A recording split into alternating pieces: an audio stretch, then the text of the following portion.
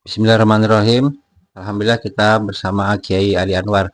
Ini ada yang mau tanya, Yi. Ini perbedaan jin, setan, dan iblis itu apa, Yi? Silakan, Yi. Assalamualaikum warahmatullahi wabarakatuh. Terima kasih atas Waalaikumsalam. pertanyaannya yang sangat rumit dan memang sangat sulit. Jin, setan, dan iblis sebetulnya satu jenis yang sama. Jenisnya sama, Yi. Satu Ya. jenis yang sama,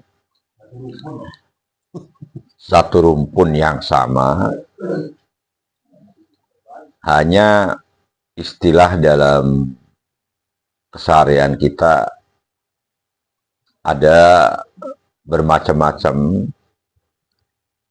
Namun demikian, semuanya terbuat dari satu gen atau dari satu trah ya, Satu yang terah, sama, yaitu dari minaris samum, ya. Apa dari tuh, Yi? api neraka Oh, atau dari api. Masya Allah. Dalam sebuah cerita, dalam sebuah kitab, saya tidak mengatakan ini cerita benar atau salah, sebab saya kalau katakan salah, maka saya harus tahu benarnya yang bagaimana. Bahwa pada saat jin diusir dari dunia kita ini oleh para malaikat, dipindahkan ke alam lain, ada anak jin yang tertinggal.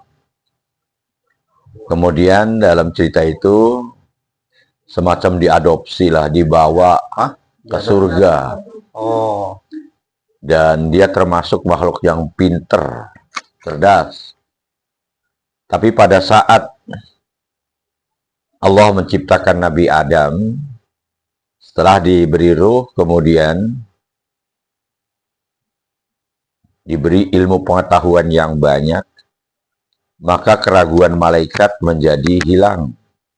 Ternyata makhluk yang diragukan oleh para malaikat bahwa mereka menduga Allah akan menciptakan makhluk yang merusak dan menumpahkan darah di bumi, terjawab karena ternyata makhluk ini adalah makhluk yang pinter, pandai, dan mengalahkan malaikat.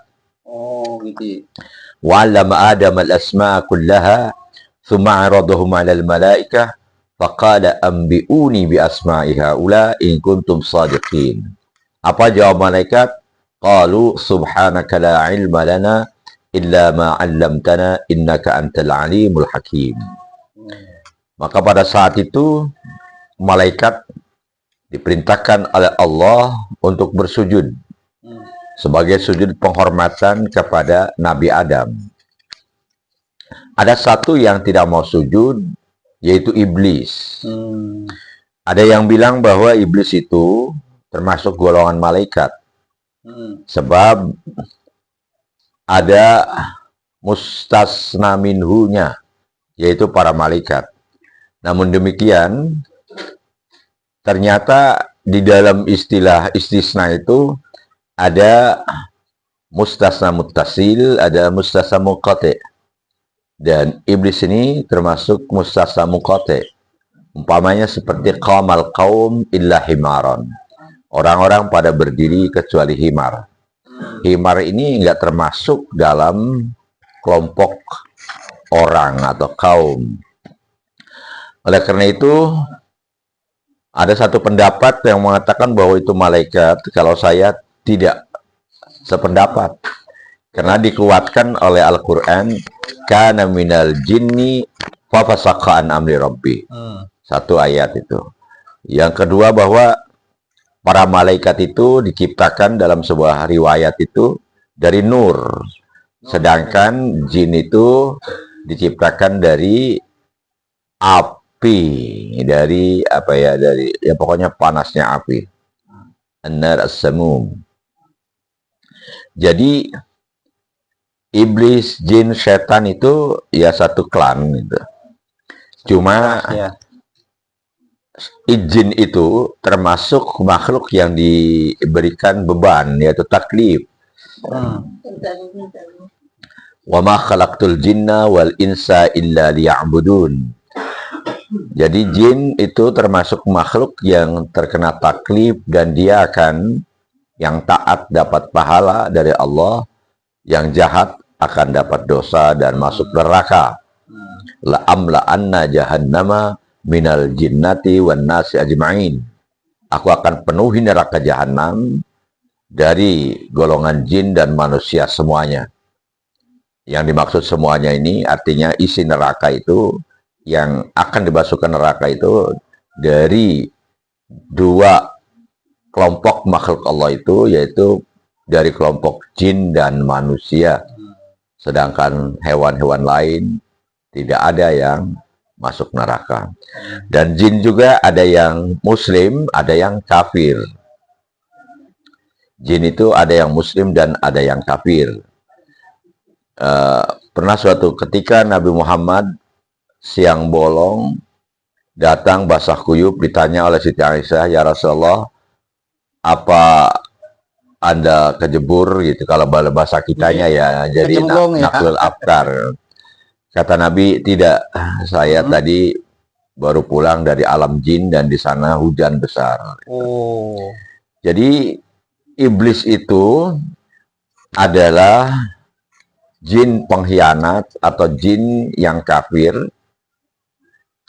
yang kemudian diproyeksikan oleh Allah untuk menjadi manusia secara langsung. Artinya menggoda manusia. Dan itu ada sebabnya juga. Karena jin merasa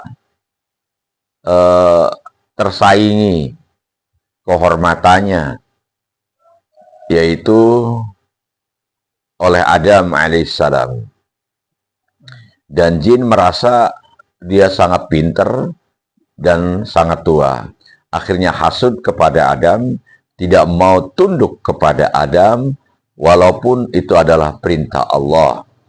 Oleh karena itu Allah bertanya pada iblis di saat tidak mau sujud. Qala ya iblis, ma mana'aka an tasjuda idh amartuk. Qala ana khairum minhu, khalaqtani min nar wa khalaqtahu min tin. Hai iblis, kenapa kamu tidak mau sujud dikala aku perintahkan kamu sujud? Apa jawab iblis? Ana khairum minhu, aku lebih baik daripada dia. Khalaqtani min nar wa khalaqtahu min tin. Kau ciptakan aku dari api dan kau ciptakan dia dari tanah. Jadi iblis sombong, inilah sebabnya. Para jamaah yang Allah muliakan atau para pemirsa yang Allah muliakan, dimanapun Anda berada, hal ini sebetulnya sudah merupakan skenario Allah Subhanahu wa Ta'ala. Secara syariat bahwa iblis tidak mau sujud kepada Adam, memang Tuhan merencanakan hal itu. Udah ada skenario. Udah ada skenarionya. Kemudian iblis diusir dari surga dan membalas dendam kepada Adam, menggoda Adam sampai hari kiamat untuk makan buah khuldi. Oh gitu. Sebab Nabi Adam dan Siti Hawa diperintahkan untuk masuk surga dan makanlah apa yang kamu suka, kalian suka, tapi jangan dekati pohon ini. Uskun anta wa zawjukal jannah fakula minha ragadan haitsu syi'tuma wala taqraba hadhihi syajarah fatakuna minadh dhalimin. Kemudian ternyata Nabi Adam dan Siti Hawa tergoda oleh rayuan iblis dan dilanggarlah perintah Allah, yaitu dilarang makan buah khuldi, justru dia makan. Maka diusirlah Adam dan Hawa. Sebetulnya ini sudah rencana Allah. Sebab dari awal Tuhan memang memproyeksikan Nabi Adam itu untuk menjadi khalifah. Khalifah di bumi ini tentunya. Sebab kalau di surga nggak ada khilafah-khilafahan. Dan nggak ada yang harus diperbaiki. Jadi nggak ada yang harus diperbaiki.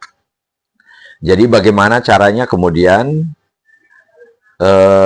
Adam bisa turun ke dunia secara secara syariat ini? Maka iblislah yang suruh menggoda, sehingga iblis dan Adam dua-duanya diusir dari surga. Dan ini sangat penting sebab akan terjadi pertarungan bainal haq wal batil, antara kebenaran dan kebatilan, antara hidayah dan dolalah. Dan hidup itu penuh pertarungan, sebab tidak ada artinya daya plus tanpa ada daya min. Daya min juga tidak ada artinya kurang berfungsi tanpa ada daya plus.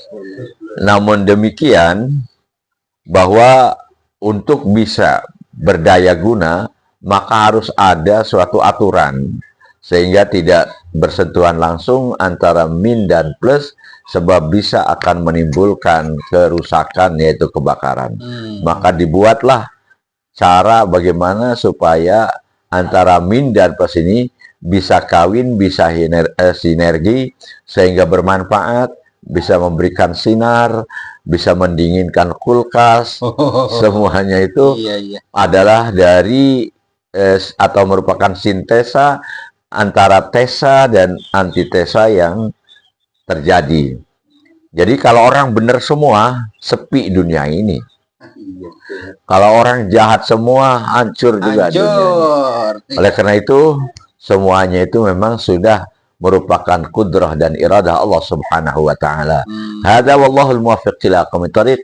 Wassalamualaikum warahmatullahi wabarakatuh. Waalaikumsalam warahmatullahi wabarakatuh.